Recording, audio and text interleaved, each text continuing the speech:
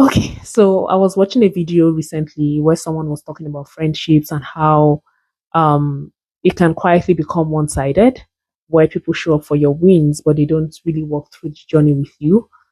Um, where they don't really ask how you're doing just because they want to know how you're doing, right? And they won't even clock in on a milestone unless you announce it loudly enough that they can't miss it, right? And I was nodding along and I was feeling seen and I was ready to share it with some of my friends on Instagram.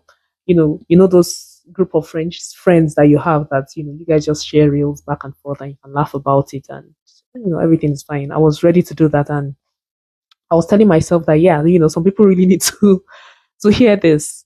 And I was at some point I was quietly making like a mental list of the people I thought that video applied to. I was so completely convinced that it could never be me, you know. And for some reason I started to, think about my own friendships and how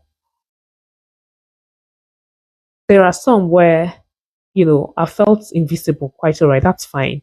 But then there are others where I've been the one, I've been the distracted one. I've been the consumed one. I've been that friend who went quiet, not because I stopped caring, but because my own season got overwhelming and I kind of stopped looking up, right? And I had to sit with that because I honestly think it's so easy to audit people around you, and it can be so uncomfortable to turn that same audit lens on yourself and stay honest with whatever it is that you find, right? Um, yeah, I think for me there are like different categories of friendships in my life right now, or better put, I think I'm realizing that my friendships don't all need the same thing from me right now, right? Because quite frankly, I do not have a lot of friends. I think I've said it here before.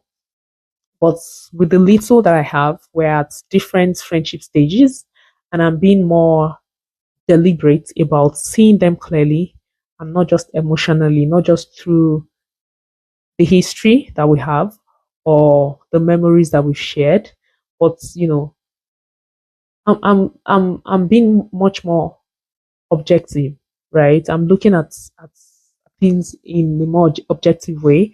I know there are some friendships that have like a natural ceiling, which is fine. Those ones where nothing really went wrong, right? I think we just grew in different directions, and the connection lives in who we used to, who we both used to be, right? And honestly, that is fine. I've had a couple of that.